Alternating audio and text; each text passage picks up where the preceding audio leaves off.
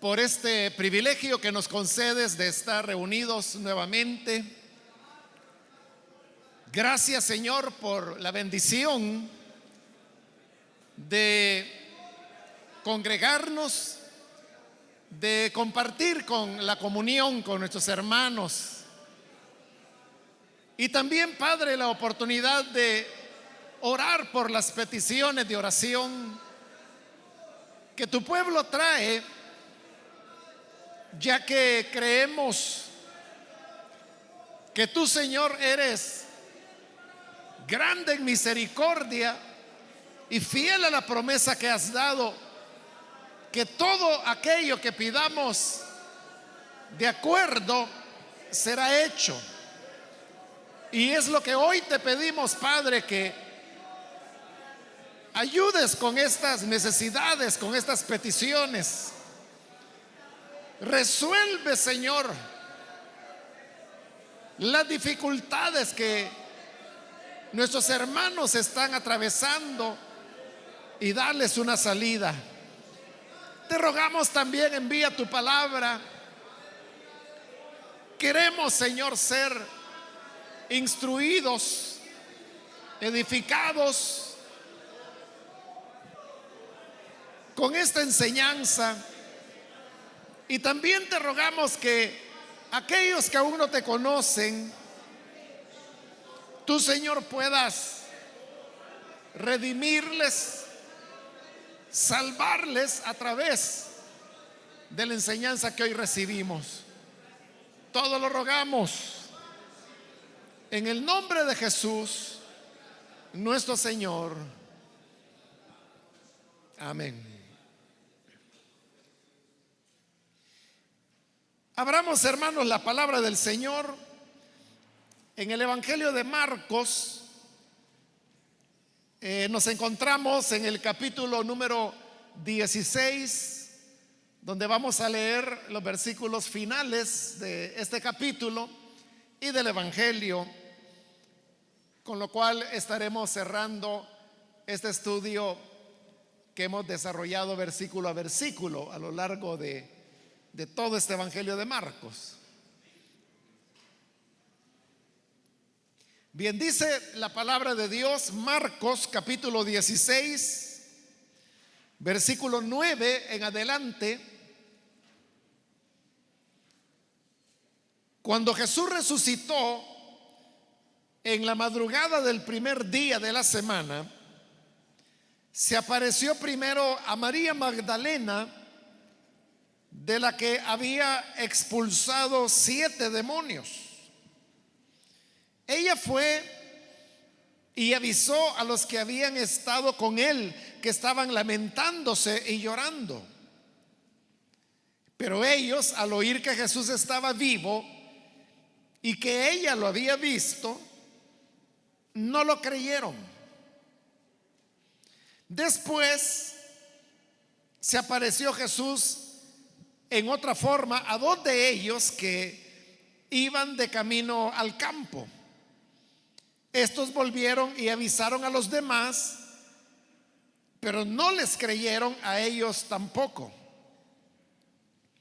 Por último, se apareció Jesús a los 11 mientras comían. Los reprendió por su falta de fe y por su obstinación en no creerles a los que lo habían visto resucitado.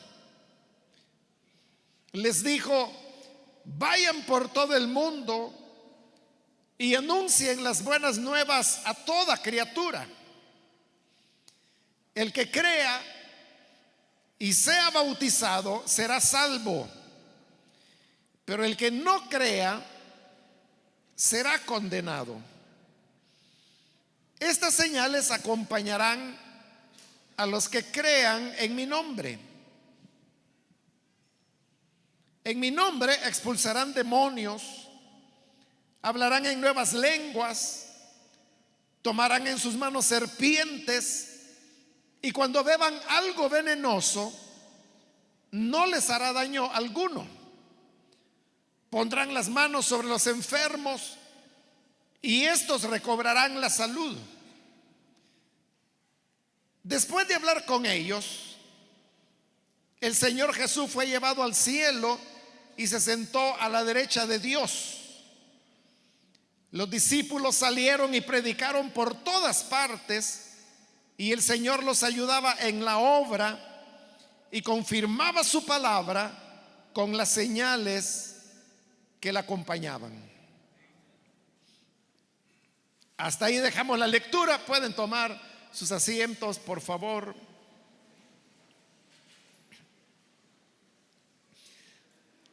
Hermanos, en la última oportunidad recordarán que estuvimos hablando un poco sobre la manera peculiar, diríamos, cómo termina el Evangelio de Marcos, el cual no hace una descripción del Señor Jesús resucitado. Como le expliqué la vez anterior, en los manuscritos más antiguos y confiables del Evangelio de Marcos, en todos ellos el Evangelio termina con el versículo 8 de este capítulo 16 que acabamos de terminar, o que acabamos de leer. Y en esos primeros 8 versículos del capítulo 16 vemos que, aunque las mujeres vieron que el sepulcro estaba vacío y que aparece un joven con una túnica blanca, que aunque no se nos dice directamente, pero uno deduce que se trataba de un ángel, el cual les dice que ustedes buscan a Jesús de Nazaret, él no está aquí, pues ha resucitado. Y le pide a las mujeres que vayan y que cuenten a los discípulos que el Señor ha resucitado y que él los va a estar esperando en Galilea, tal como se los había dicho antes de él ser muerto. Pero el Evangelio termina contándonos que las mujeres, cuyos nombres se nos dicen en el versículo 1, María Magdalena, María la madre de Jacobo y Salomé, estaban tan atemorizadas y tan impresionadas que dice que no le dijeron nada a nadie. Ahí termina el Evangelio de Marcos, y con esa, ¿cómo le diría? Como una incertidumbre, ¿no? Que queda en el aire, ¿qué fue lo que pasó? Entonces las mujeres nunca dijeron nada. Jesús no aparece resucitado. Y esto yo le expliqué por qué sucedía. Y es que los relatos que dieron paso a la redacción de los evangelios, le he dicho, solo lo voy a mencionar porque ya lo he explicado un par de veces con detalle. Y es que los evangelios, lo primero que se comenzó a redactar fueron los relatos de la pasión. Después de eso se añadieron los relatos de la vida de Jesús. En una época posterior se comenzaron a añadir los relatos de la resurrección de Jesús. Pero cuando digo en una época posterior, me estoy refiriendo posterior a Marcos, porque Marcos fue escrito en algún momento de la década de los años 60 de la era cristiana.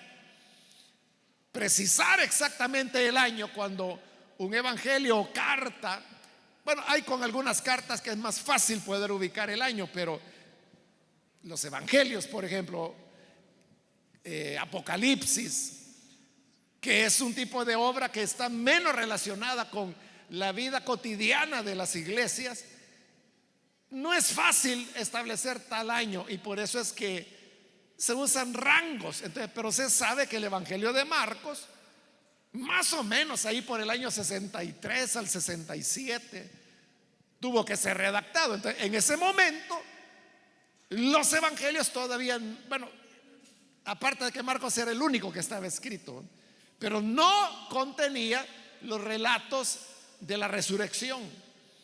Los relatos de la resurrección comenzaron a ser añadidos hasta después de, ya en la segunda generación de cristianos. Estamos hablando después del año 70. donde ya aparece el Evangelio de Mateo, el Evangelio de Lucas, que están basados en buena parte en el Evangelio de Marcos, y ellos sí añaden relatos de la resurrección. Y además de eso añaden los relatos de la infancia, que es lo último que se añadió a los evangelios. De hecho, en Lucas hay evidencia que el evangelio estaba terminado sin los relatos de la infancia.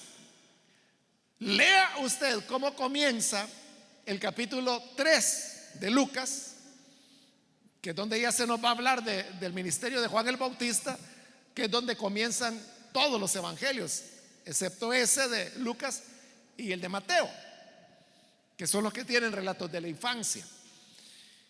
Pero si usted lee, comienza a leer Lucas desde el capítulo 3, usted verá que ese es el inicio natural del evangelio.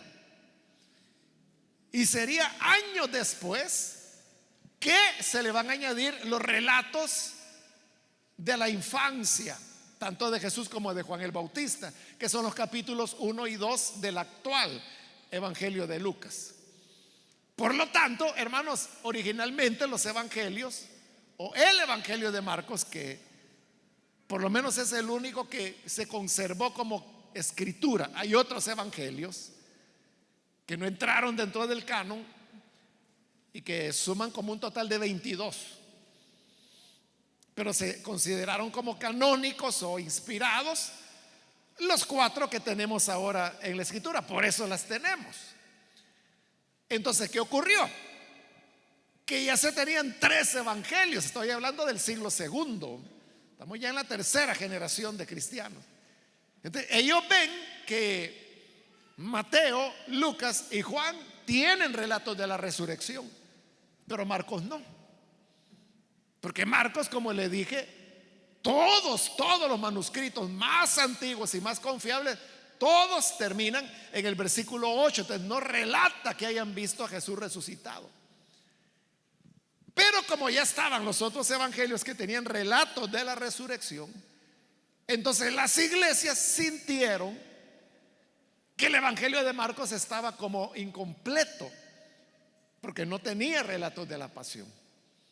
Entonces lo que hacen es que a ese evangelio que ya estaba terminado y que terminaba en el versículo 8 de este capítulo 16, le redactaron por lo menos 2 finales. Uno que se llama el final corto, que realmente es corto porque solo es un versículo más, y el otro es el que se llama el final largo, que es el que acabamos de leer ahora, del versículo 9 al 20. Pero estas fueron adiciones que se hicieron, hermanos, ya muy posteriormente. Entonces, la cosa es así.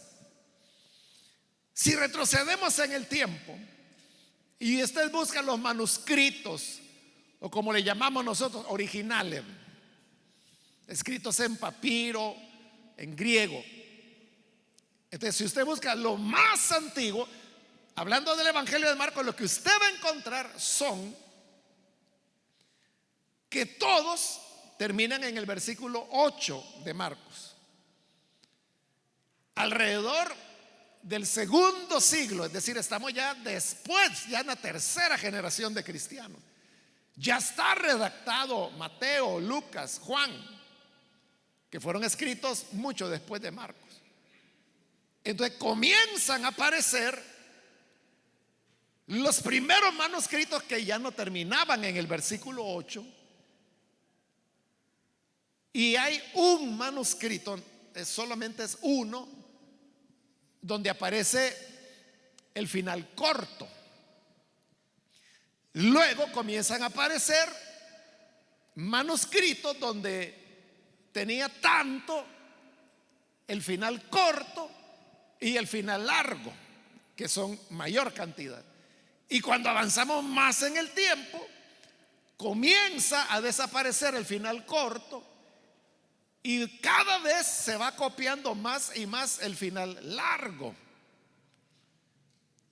hasta que queda como lo tenemos nosotros ahora, con con el final largo. Ahora, si usted tiene interés en conocer cada uno de los finales, en español, hermanos, usted lo puede encontrar en lo que se llama la Nueva Traducción Viviente. Así se llama, la Nueva Traducción Viviente. La Nueva Traducción Viviente tiene la ventaja que es, no quisiera decir la única traducción al español, pero si no es la única, sería una de las poquísimas traducciones al español donde le brinda los tres finales. Es decir, está el final original, ¿verdad? Que termina en el versículo 8, que también aquí lo tenemos, ¿verdad? Hasta el versículo 8. Pero la Nueva Traducción Viviente a eso le pone una nota y ahí le dice que el evangelio terminaba hasta el versículo 8, pero que hay manuscritos donde aparece el final corto y le pone el final corto. Y después del final corto le pone otra nota donde le dice que hay manuscritos donde aparece el final largo y le pone el final largo, que es el que acabamos de leer en el versículo 9 al 20. Es decir, en la Reina Valera o en la NBI, que es la que yo estoy usando, tenemos dos finales, pero no tenemos el tercero, el corto. La Nueva Traducción Viviente le pone los tres finales. Pero como le decía, el final corto realmente es corto, solo es un versículo más. De hecho, quisiera leérselo por aquellos que ya les despertó la curiosidad, ¿verdad? Y que se están preguntando, bueno, ¿y qué decía ese final corto? Bueno, después del versículo 8, donde dice que temblorosas y desconcertadas las mujeres salieron huyendo del sepulcro, no dijeron nada a nadie porque tenían miedo. Entonces viene el final corto que dice así: luego ellas informaron todo eso a Pedro y a sus compañeros brevemente. Tiempo después, Jesús mismo los envió del oriente al occidente con el sagrado e inagotable mensaje de salvación que da vida eterna. Ese era el final corto. Como usted lo ve, es corto y aparece Jesús. Ahí sí aparece resucitado, porque eso les parecía a los primeros cristianos que Marcos estaba incompleto porque no describía una aparición del Señor. Pero en el final corto no da mucho detalle, pero dice tiempo después Jesús mismo, o sea, es Jesús ya hablando a los discípulos, los envió del oriente al occidente con el sagrado e inagotable mensaje de salvación que da vida eterna. Bien, ese, hermano, sería el final corto. Y luego viene el final largo, que es el que tenemos y que hemos leído y que es el que vamos a reflexionar, porque aunque es una adición que se hizo muy posteriormente, no obstante quedó como parte de las escrituras, como le he dicho otras veces, que el que en una carta, en un evangelio, en cualquier libro de la Biblia, que haya una adición, el hecho de que sea adición no le quita el valor de palabra de Dios. Sigue siendo palabra de Dios. Las adiciones, las glosas, las interpolaciones que fueron modificaciones que hicieron los primeros cristianos, la hicieron en una época cuando estos documentos todavía no habían sido reconocidos como escritura. Porque usted se preguntará, bueno, ¿y cómo eran capaces de añadirle? ¿Cómo eran capaces, por ejemplo, aquí, de ponerle todo un final largo que no fue escrito por los redactores originales del evangelio y que se hizo, como le digo, más de siglo y medio después de que el evangelio estaba terminado? Si usted pregunta cómo podían hacerlo, fácil, porque para ellos esto era una historia, era un documento. Las cartas de Pablo eran eso, cartas. Como que si su abuelita le hubiera escrito una carta hace 40 años, pero la señora ya falleció y usted tiene la carta y usted ve que hay una parte de la carta donde ella menciona ciertas cosas muy domésticas que hasta pena le dan a usted. Entonces usted le quita esa parte a la carta de la abuelita y mejor la copia en otro lugar y le enseña a sus hijos, que son los nietos, ¿verdad?, de la abuelita, y le dice: mira lo que la abuelita me escribió, y le envía una carta, pero que usted ya la modificó, porque tiene esa parte que tenía que ver con algo de esa época que hoy ya no tiene nada que ver. Pero ¿por qué usted la modifica? Porque es la carta de la abuela. Pero si le dijeran: esa carta es palabra de Dios, usted diría: bueno, entonces no le toco pero ni una coma.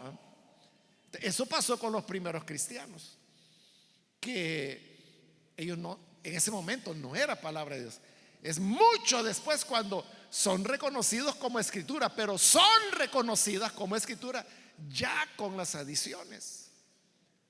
Por eso, aunque el final largo es una adición hecha tiempo después, mucho tiempo después de haberse terminado Marcos, lo vamos a ver porque hoy es parte integral de la escritura, aunque sea una adición. Como le dije la vez anterior, el final largo es un resumen que evidentemente ha sido tomado de los otros evangelios y del libro de los Hechos de los Apóstoles. Entonces, eso nos da, hermanos, una idea de cuándo se añadió lo que hoy conocemos como el final largo, ¿verdad? Tuvo que ser después de escrito el evangelio de Juan, que es el último que se escribió. Pero Juan se cree, igual, ¿verdad? No hay un año exacto, pero alrededor del año 90 más o menos se escribió el evangelio de Juan. Entonces, estos creyentes que están tomando elementos del evangelio de Juan y que lo van a resumir en este final largo, como lo vamos a ver, ya conocían muy bien, o sea, no solo conocían el evangelio de Juan, conocían el de Lucas, conocían el de Mateo, conocían el libro de los Hechos de los Apóstoles. Por eso es que pueden hacer un resumen de esos relatos y colocarlos acá. Estamos hablando, hermanos, de que habían transcurrido mínimo, como le digo, unos 150 años después de que Marcos había sido terminado. Entonces, el final largo lo que hace, hermanos, es que relata 3 apariciones del Señor Jesús. Los 3 relatos son paralelos en el sentido de que los 3 comienzan con una referencia temporal. Sigue con una aparición de Jesús. Sigue con que hay personas comisionadas para contar lo que han visto. Y luego termina cuando los que cuentan no les creen lo que ha pasado. Eso es el formato de los 3 relatos, de las 3 apariciones del Señor. Por ponerle un ejemplo, le he dicho que cada uno de los 3 relatos comienza con una referencia al tiempo. Mira el primero en el versículo 9. Dice: cuando Jesús resucitó en la madrugada del primer día. Ahí está haciendo referencia al cuándo. El segundo relato está en el 12. Después, dice. Ese después quiere decir después del primer día de la semana. El 14, donde está el tercer relato, por último, o sea, al final de todas las apariciones, ocurrió esto. Ahí tiene los 3 relatos comienzan con una referencia a tiempo. Bien, no le voy a ir mencionando los otros que ya mencioné porque se nos hará muy largo, pero veamos la primera aparición. Dice el 9: cuando Jesús resucitó en la madrugada del primer día de la semana, se apareció primero a María Magdalena, de la que había expulsado a 7 demonios. Fíjese que es un gran contraste, ¿verdad? Porque el final auténtico de Marcos nos acaba de decir que María Magdalena estaba ahí y que María Magdalena salió con miedo y que por eso no dijo nada de lo que el ángel pidió que dijeran a los discípulos. Pero aquí en el final largo ya aparece la misma María Magdalena la madrugada del mismo día, cuando el final auténtico ha dicho que ella tuvo miedo y ahora sí está contando lo que vio. ¿Por qué razón? Porque así lo relata el Evangelio de Juan, capítulo 22. Es el Evangelio de Juan el que dice que la primera persona a quien el Señor resucitado se le apareció fue a María Magdalena. Y es lo que está diciendo acá el final largo. Cuando Jesús resucitó en la madrugada del primer día de la semana, se apareció primero a María Magdalena. Está resumiendo lo que el Evangelio de Juan dice. Ya existía el Evangelio de Juan. Y luego agrega de la que había expulsado 7 demonios. Eso de que María Magdalena había tenido 7 demonios solo aparece una vez, y es en el Evangelio de Lucas, y que se relata incidentalmente, así como lo está haciendo acá, que habla de que María Magdalena seguía a Jesús, de quien él había sacado de ella 7 demonios. Entonces, ese es un relato de Lucas. Entonces, tenían a Juan, tenían a Lucas, reúnen y resumen en lo que hoy es ese versículo 9. Versículo 10 dice: ella fue y avisó. O sea, hoy sí está avisando cuando anteriormente se dijo que no lo había hecho. Pero ella fue y avisó a los que habían estado con él, se entiende, los otros discípulos, que estaban lamentándose y llorando. Pero aquí viene lo que le decía, versículo 11. Pero ellos, al oír que Jesús estaba vivo y que ella lo había visto, no lo creyeron, no aceptaron el testimonio de María Magdalena, no lo creyeron. Ahí termina el primer relato. Hoy vamos con el segundo.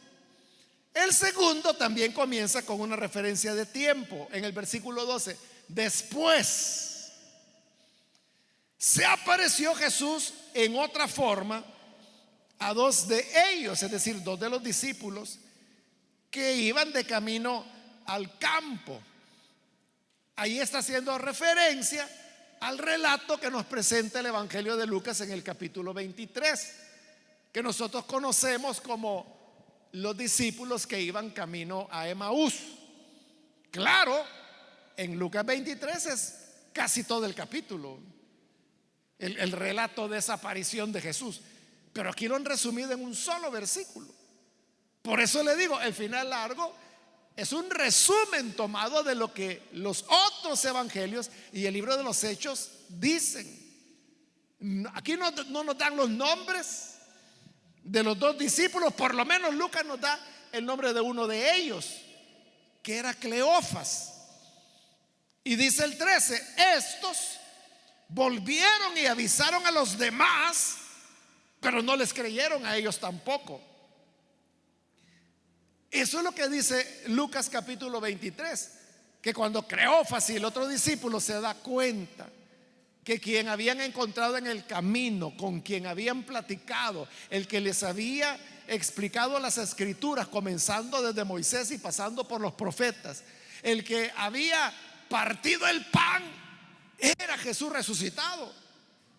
Bajo ese gozo, en ese momento, a esa hora, que ya era tarde, deciden regresar a Jerusalén, como dice aquí que regresaron, y fueron donde los discípulos y les dijeron: el Señor está vivo, se nos apareció. Lucas dice que los discípulos dijeron: sí, a nosotros también se nos ha aparecido. Pero fíjese que hay un cambio, ¿verdad? Porque Lucas dice que los discípulos dijeron: sí, a nosotros también se nos apareció. Pero ¿qué dice el final largo? Está diciendo que los discípulos no les creyeron a ellos tampoco. Entonces, ¿qué es lo que está haciendo este final largo? Lo que está haciendo es que está machacando el tema de la incredulidad. Porque María Magdalena lo vio resucitado, le dijo a los discípulos, no le creyeron. Los dos discípulos, que lo más seguro es que eran los que iban camino a Emaús, vieron a Jesús resucitado, vuelven a Jerusalén, le dicen a los discípulos, y los discípulos dice el final largo, tampoco les creyeron. Esto, hermanos, o sea, mientras que Lucas dice que sí creyeron porque a ellos también se les había parecido, aquí dice que no les creyeron y consecuentemente no se les había parecido a ellos. ¿Por qué esa diferencia?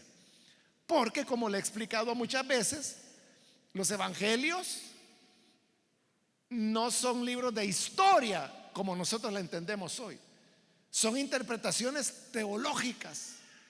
Entonces significa que los redactores del final largo también tenían una intención teológica, aunque sea en estos 11 versículos, me parece que son.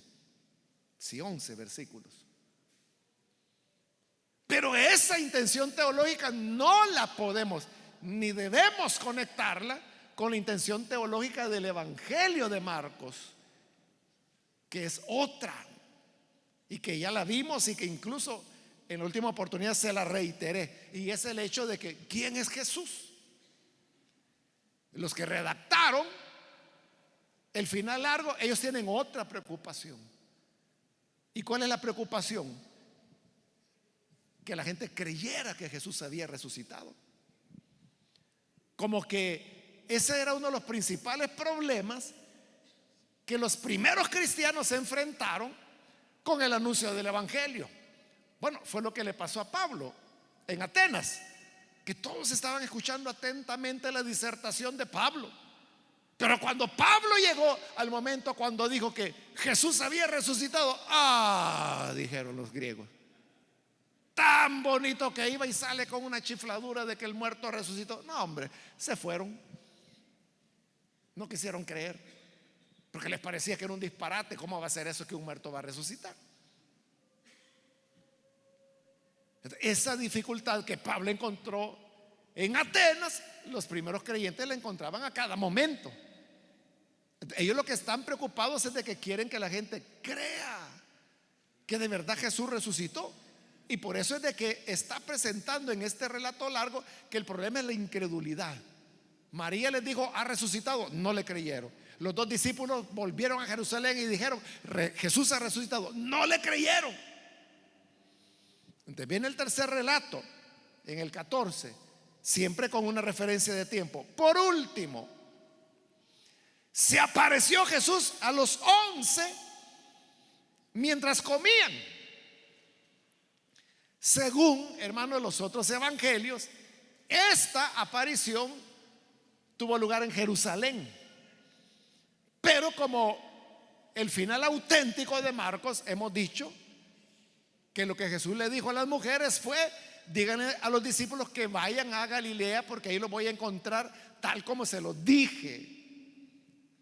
Entonces, si los redactores del final largo no habían olvidado que eso decía el final auténtico de Marcos, entonces uno supondría que este encuentro fue en Galilea, donde dice que estaban los 11 mientras comían. Jesús se les aparece y, oiga, dice, les reprendió por su falta de fe y por su obstinación en no creerles a los que lo habían visto resucitado. Entonces, sigue con el tema de la incredulidad. Entonces, ahora, como es el Señor que ya se les presentó a ellos, o sea, hoy ya no tienen excusa, lo están viendo. Pero ¿qué hace Jesús? Les recrimina. ¿Por qué no creyeron a los que les envié antes? Ellos ya me habían visto y yo los envié para que les comunicaran la buena noticia a ustedes. y dice que les recriminó, los redarguyó, los exhortó, diríamos nosotros, porque no creían. Entonces es tercera vez que ya el relato, que es relativamente corto, pero está insistiendo en que no hay que ser incrédulo, hay que creer. No hay que ser incrédulo, hay que creer que Jesús resucitó. Eso es lo que quiere remarcar.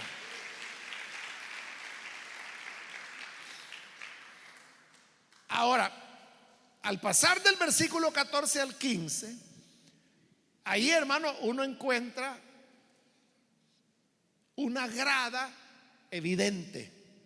Digo grada, hermano, porque usted sabe que una grada es que hay un nivel en el terreno, pero si luego cambia el nivel, se hace una grada, ¿verdad? Entonces hay un quiebre. Eso es lo que hay acá, un quiebre en el relato. Porque mire, ¿cuál es la lógica? En el 14 dice que les está llamando la atención por su obstinación en no creerle a los que lo habían visto resucitado.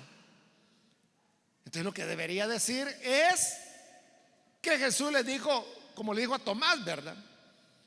Mira que no soy un fantasma. Pon tu mano en la herida de mi costado, pon tu dedo. Y no sea un incrédulo, sea un creyente. Eso esperaría uno. Pero no les está hablando de eso, sino que dice el 15 que les dijo: vayan por todo el mundo y anuncien las buenas nuevas a toda criatura.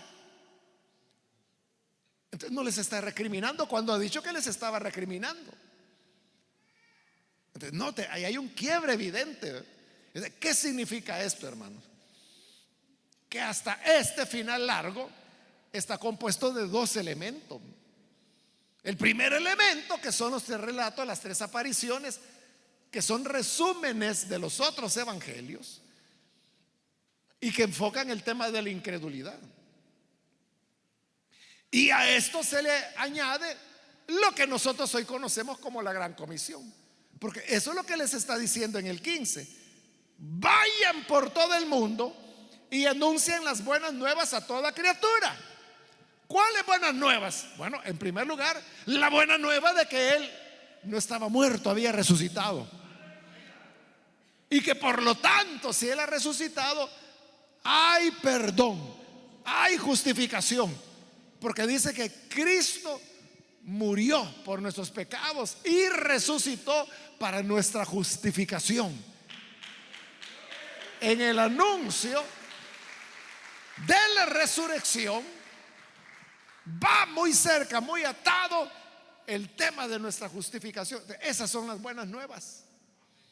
Ahora, esto que está diciendo aquí el Señor: vayan por el mundo y anuncien las buenas nuevas a toda criatura.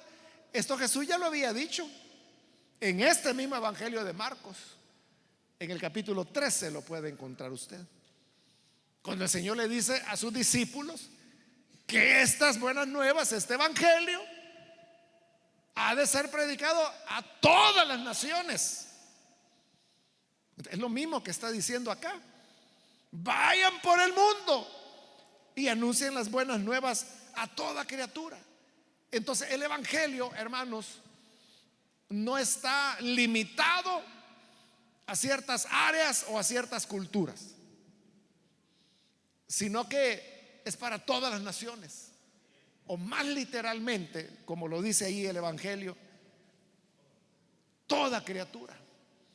Es decir, todo ser humano. No solo está diciendo todas las naciones, como dice Mateo, ¿verdad? Porque le pongo Nepal, por ejemplo, que es un país que hasta hace poco, hermanos, hace poco, le digo unos 30 años, ¿verdad?, no había ni un creyente en Nepal, porque usted sabe que ahí es una de las mecas del budismo. Y en una ocasión, hace años, hermanos, ya no lo va a recordar, pero yo le conté de que por alguna razón un misionero que estaba en Nepal, él me comenzó a escribir por correo electrónico. Ya hace años que no lo hace, quizá ya volvió a su país, pero él no sé por qué, alguien le dio mi dirección. Entonces él me estaba o sea, todos creo que todos los meses él me enviaba un informe y me contaba que estaba en Nepal, de cómo vivía, que estaba dando testimonio de Jesús, pero nadie creía. Pero eso, hermano, fue por años que yo estuve recibiendo ese reporte y nada, nadie creía. Y él me contaba cosas como: hoy fui a la aldea tal y estuve allí hablando de Jesús, nadie creyó. Que hoy hablé con unos niños, los reuní para hablarles de Jesús, no creyeron. Y tenía años y ni uno creía. Y él me decía: soy el único misionero en Nepal, no hay nadie más.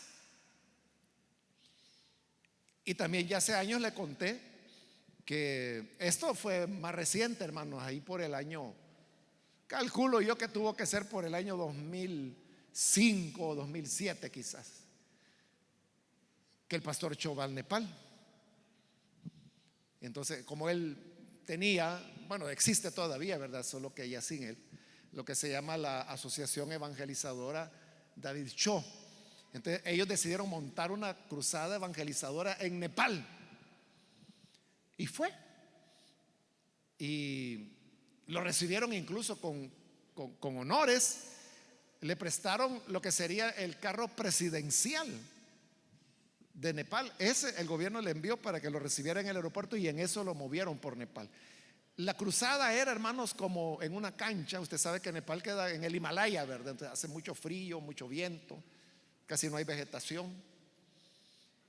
Y la gente llegó, yo creo que más por curiosidad, por conocerlo a él. Yo vi, hermanos, porque él siempre iba con su equipo de video, de cámaras, y grababan. Yo vi los milagros que el Señor hizo ahí en esa cruzada en Nepal.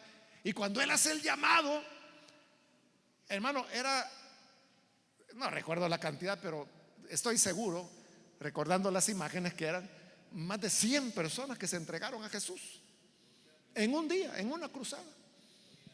La terminó, devolvió el vehículo presidencial y regresó a Corea. Por cierto, hermano, después de esa cruzada fue que este misionero del cual yo le hablo no me volvió a escribir. O sea, no sé qué impacto le produjo a él, ¿verdad? Que él tenía años trabajando ahí y no había logrado que ni un niño creyera el evangelio. Llega Cho y en una tarde se convierte en más de 100 y deja una iglesia establecida y se va. Yo creo que eso lo reubicó a él en su... O sea, no digo que él no hubiera hecho nada, ¿verdad? O que no era llamado, pero lo que ocurre es que Dios da diferentes grados de gracia a cada persona. Lo que le quiero decir es esto: que si este misionero, estando en Nepal, hubiera ganado una persona para Cristo,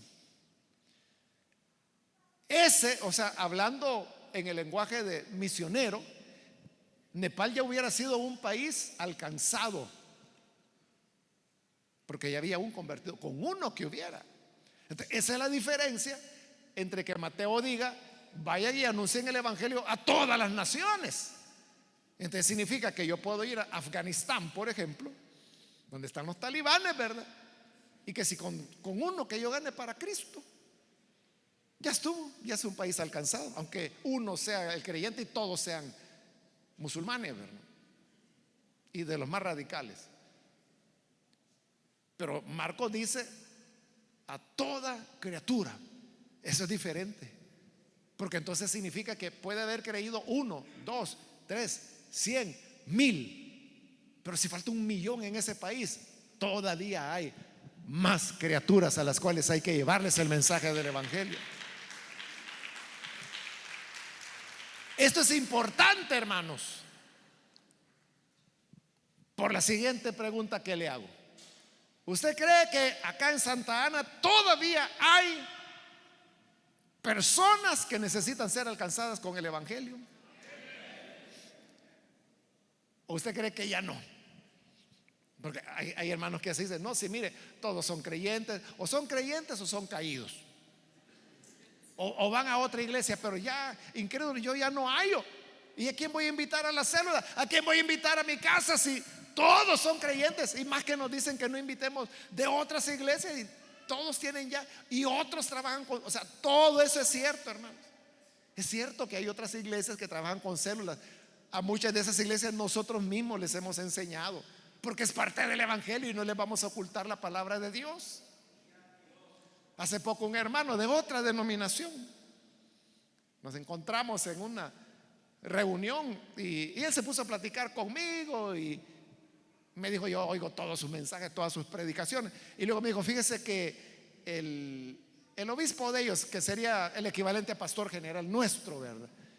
Me dice: fíjese que fue a una iglesia de las suyas, me dice, a los Estados Unidos, y allá, me dice, le regalaron la ruta del líder, algunas guías de las células. Entonces, cuando él vino a El Salvador, nos llamó a los pastores, me dice, y él bien contento nos dice: miren lo que logré encontrar, miren los documentos que traje, la ruta del líder, la guía, aquí está donde podemos saber cómo es que hacen esto de la ELIN. Y me dice este hermano: y nosotros tuvimos que decir: hermano, si eso nosotros lo tenemos desde hace años, desde hace años nos lo han dado. Pero el pastor, el obispo de ellos, él no sabía. Entonces para él era como un gran, como que nos había robado la fórmula, la receta, ¿verdad? Y aquí está, hermano, la tengo. Y los otros hermanos, años tenían de tenerlo y tuvieron que desilusionarle, decir: hermano, si la ruta del líder ahí en el IN la regalan, ahí está. Las guías, hermano, usted sabe que cualquiera puede venir aquí y decir: mire, deme 4 guías, y nadie le anda preguntando: ¿y usted de qué célula es? ¿De qué distrito? ¿De qué sector? ¿Quién lo recomienda? No, hermanos. ¿Sabe? Nosotros imprimimos 11,000 ejemplares de la guía de adultos. 11,000. Y si usted me pregunta: ¿y dónde hay tantos líderes? O sea, es que no solo son los nuestros, hay de muchas iglesias que llegan a comprarla. Gente que hasta se ha dividido de nosotros y siguen usando la guía. Y si usted me dice: ¿y se las vende? Claro. Y no es palabra de Dios, pues, ¿para qué se las vamos a negar? Entonces, es verdad que hay otras iglesias. Por eso le decía que, y esas iglesias, muchas han aprendido de nosotros, muchas utilizan nuestras guías, porque no es documento secreto, no es derecho reservado en el sentido de que solo nosotros, y no la vaya a compartir y no vaya a dar copia de eso. O sea, no hacemos eso. Pero la pregunta que yo le hago, y se la vuelvo a formular, es: ¿usted cree que todavía hay criaturas que necesitan oír el evangelio de Cristo? Entonces hay trabajo todavía, hay una gran comisión que sigue pendiente. Versículo 16: el que crea y sea bautizado será salvo, pero el que no crea será condenado. Entonces está diciendo: mire, este mensaje, este evangelio que ustedes van a llevar a toda criatura es determinante, porque si la gente cree al mensaje que ustedes anuncian, se salva, y si no lo cree, se condena. Fíjese el poder que su palabra tiene. O sea, las palabras que usted dice en cada célula son las que Jesús utilizará como base en el trono, en el juicio del gran trono blanco. Porque ahí va a decir la gente: no, es que yo nunca oí. No, pero mira, este momento cuando este líder te presentó el evangelio y tú no quisiste creer. Eso es lo tremendo. A eso se refirió Jesús cuando dijo: a los que les perdonen sus pecados, les serán perdonados, y al que se los retengan, les serán retenidos. ¿Qué quiso decir Jesús con eso? Eso, que en nuestra boca está el poder para que la gente se salve o se pierda. O sea, no es que nosotros determinamos quién se pierde o quién se salva, ¿no?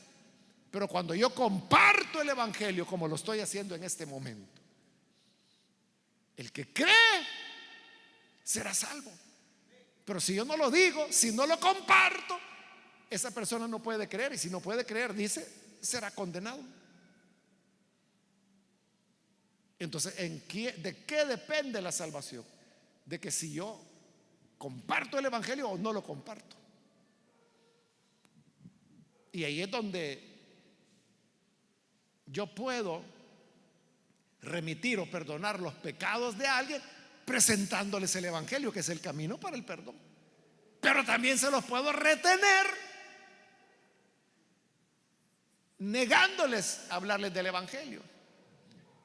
Y si usted me pregunta, ¿y hay alguna razón por la cual uno no deba presentar el evangelio? Sí. Recuerda el pasaje cuando Jesús dijo: no arrojen sus perlas delante de los cerdos. ¿De quiénes son los cerdos? Son aquellos hermanos que en realidad no les importa el evangelio ni Dios. O sea, lo que están buscando es, hermanos, la manera de cómo atacarlo a usted. Entonces dijo Jesús: bueno, si ellos no andan buscando creer, no están preguntando sinceramente, lo que quieren es solo buscar una excusa para atacarlos, no tires las perlas a los cerdos. Hay otros que están ansiando esas perlas. Déjalos a estos y ve a los necesitados. Y luego dice el 17: estas señales acompañarán a los que crean. En mi nombre expulsarán demonios, hablarán en nuevas lenguas, tomarán en sus manos serpientes, y cuando beban algo venenoso no les hará daño alguno. Pondrán las manos sobre los enfermos y estos recobrarán la salud. Es decir, esas personas que van a creer el evangelio y que luego lo van a compartir a toda criatura, no van a ir solos, sino que hay señales sobrenaturales que les van a acompañar. Estas señales sobrenaturales que enumera ahí, todas han sido tomadas del libro de los Hechos de los Apóstoles, con la única excepción de cuando habla de beber cosa mortífera. Porque mire, dice: estas señales acompañarán a los que crean. En mi nombre expulsarán demonios, como lo hizo Pablo y Silas cuando estaban allá en Filipos, cuando aquella joven adivina lo seguía. Hablarán nuevas lenguas, como ocurrió en el aposento alto en Jerusalén, o como ocurrió en casa de Cornelio allá en Hechos capítulo 10. Tomarán en sus manos serpientes, como le ocurrió a Pablo en la isla de Malta, aquella noche del naufragio. Y luego viene: cuando beba algo venenoso no les hará daño alguno. Esto no se relata en ningún momento del Nuevo Testamento, pero sí se sabe, hermanos, que circulaban historias entre los primeros cristianos. Por ejemplo, hay una historia referida a Papías. Papías fue uno de los primeros cristianos de lo que se llaman los padres apostólicos, que son anteriores a los llamados padres de la iglesia. Se le llama padres apostólicos porque estuvieron más cerca de los apóstoles. Entonces, hay una anécdota acerca de Papías donde en una ocasión le dan comida envenenada y él la come y no le pasa nada. Entonces, como estas eran cosas que estaban ocurriendo en ese momento, a los relatos de los hechos añaden ese relato que pudo haber sido cierto, pudo haber sido una cuestión oral que se transmitió. La cuestión es que lo incorporaron. Y luego dice: pondrán las manos sobre los enfermos y estos recobrarán la salud, de lo que hay muchos ejemplos en el libro de los Hechos. Versículo 19: después de hablar con ellos, el Señor Jesús fue llevado al cielo y se sentó a la derecha de Dios.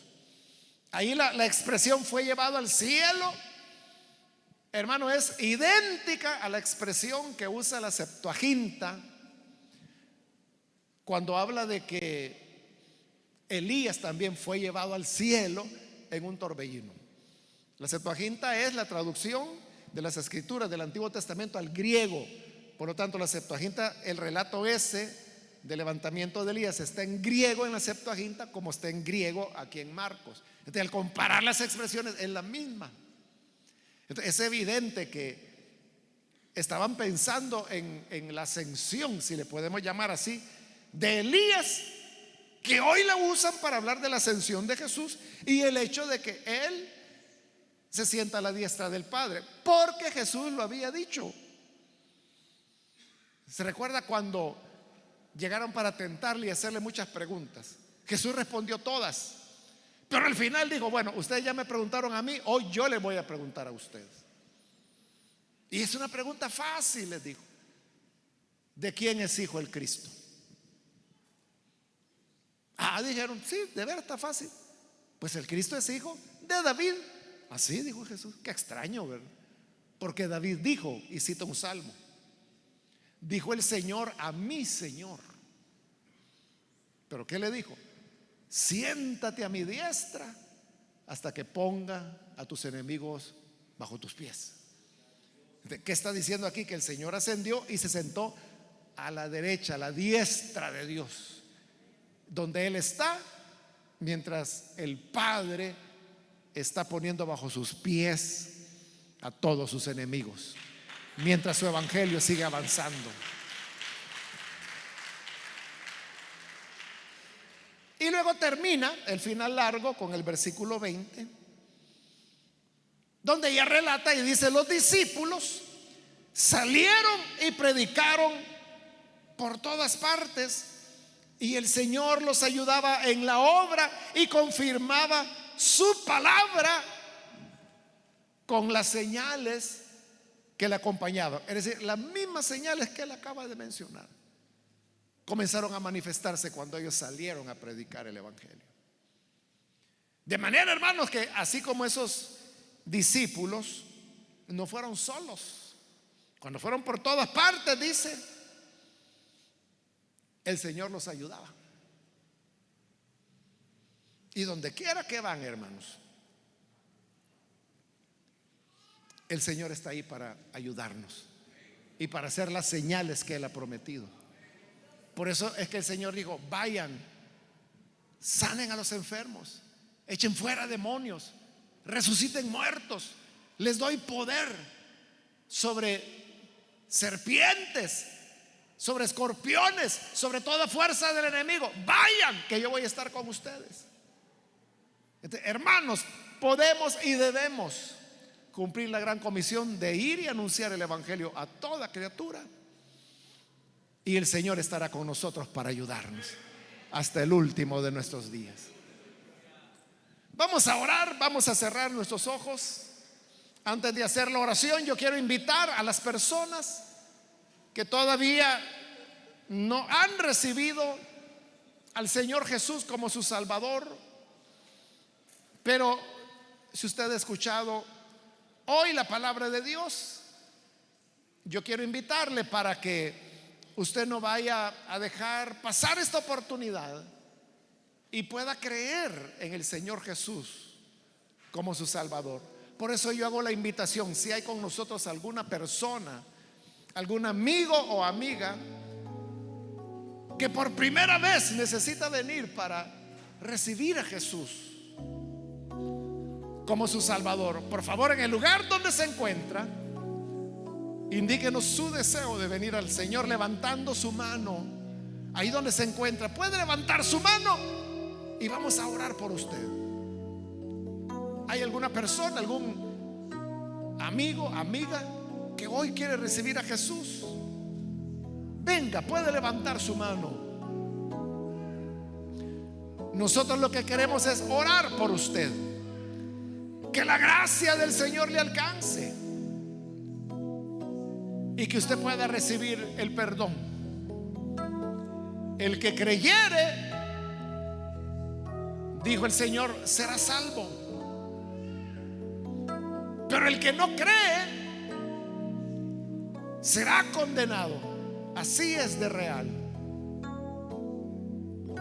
Así es como definimos nuestra eternidad, en una decisión. Y esta decisión es la que hoy usted está tomando. Usted puede decidir creer en Jesús, y si lo hace, Jesús prometió, será salvo.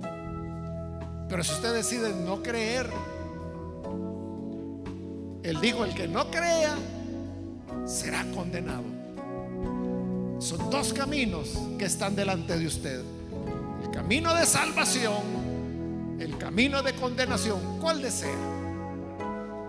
Si anhela la salvación, indíquenoslo levantando su mano y vamos a orar por usted.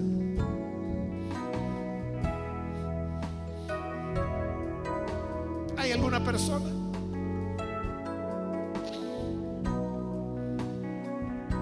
¿Hay alguien que necesita venir? ¿Puede levantar su mano?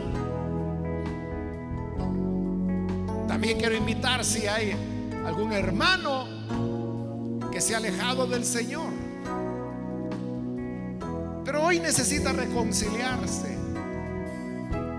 Indíquenoslo también levantando su mano. ¿Quiere volver a Jesús? Levante su mano. Queremos orar por usted. Bien, aquí hay un niño que levanta su mano. Que Dios le bendiga, bienvenido. ¿Alguien más que necesita hacerlo? Puede levantar su mano si hay otra persona. Vamos a orar en este momento, pero hago la última llamada si hay alguien que por primera vez viene al Señor o que se reconciliará. Levante su mano y vamos a orar ahora mismo.